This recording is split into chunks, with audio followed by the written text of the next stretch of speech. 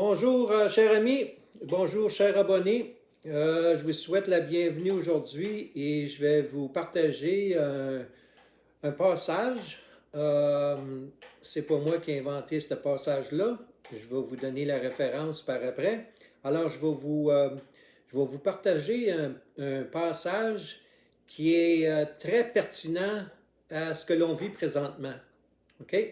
Alors, je tarde pas plus. Je vous lis le passage, puis je vais vous indiquer par après avoir lu le passage, ce que ça veut dire.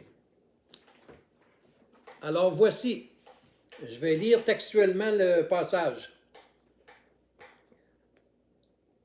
Méfiez-vous des prétendus prophètes.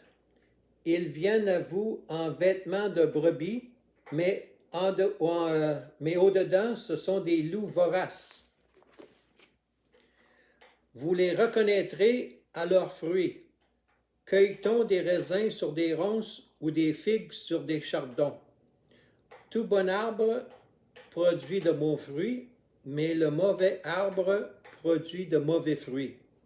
Un bon arbre ne peut porter de mauvais fruits, ni un mauvais arbre porter de bons fruits. Tout arbre qui ne produit pas de bons fruits est coupé et jeté au feu. C'est donc à leurs fruits que vous les reconnaîtrez. Où pensez-vous que ce passage provient? C'est pas moi qui je fais juste lire le passage. OK? Alors, d'où provient-il?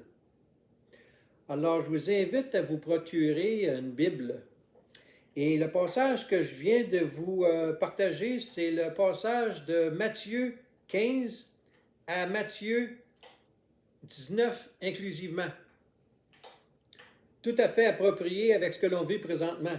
Alors, je répète, vous trouverez ce passage dans Matthieu 15, le verset 15.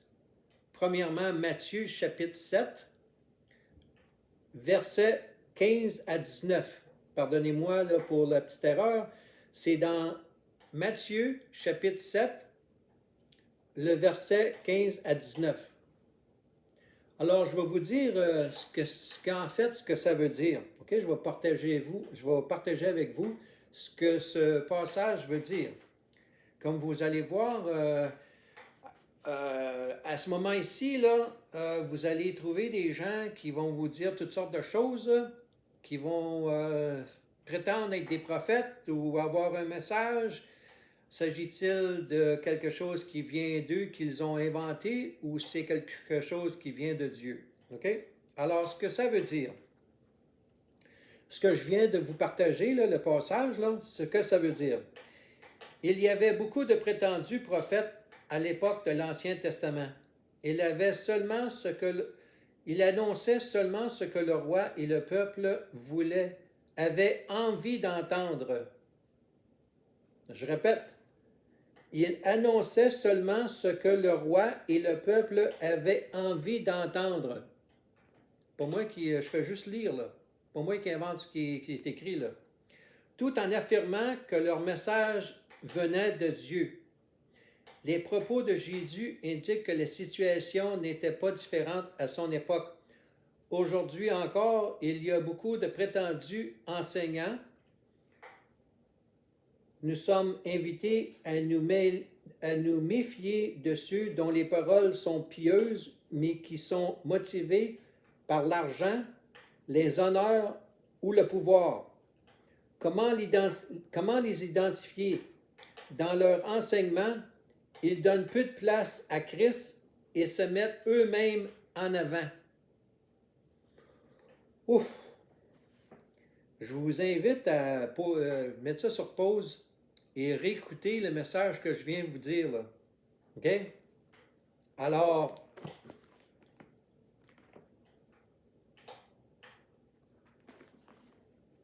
ce que je vous partage là, je ne l'ai pas inventé, là.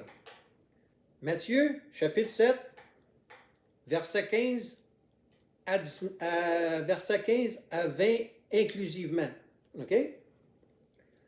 Alors, je vous invite à vous procurer, si ce n'est pas déjà fait, là, ça commencerait à être le temps que vous procurez une Bible que vous prenez du temps durant la période de confinement COVID, puis vous vous mettez à lire ce qui est écrit et d'ouvrir votre cœur et d'ouvrir votre esprit. Je vous recommande de prier avant. Je vous recommande de prier avant pour la simple et bonne raison que beaucoup de gens avec un arrière-plan catholique ont tenté dans le passé de lire la Bible, il y avait beaucoup de difficultés à la comprendre. Ça requiert l'aide de l'Esprit Saint.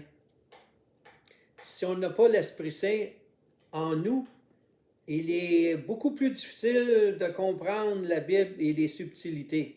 Et souvent, on va porter des choses hors contexte.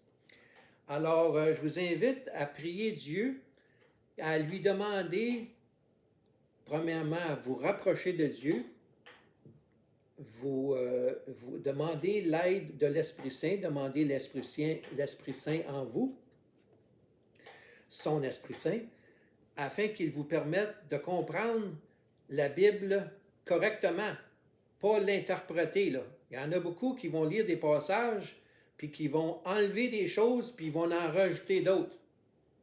C'est pas de même que ça marche, là. Il faut lire littéralement ce qui est écrit, sans enlever rien et sans en ajouter rien. Alors, je vous invite là-dessus. Bonne journée. Comme vous pouvez voir, le téléphone sonne. Je dois répondre. Alors, bonne journée. On se parle bientôt.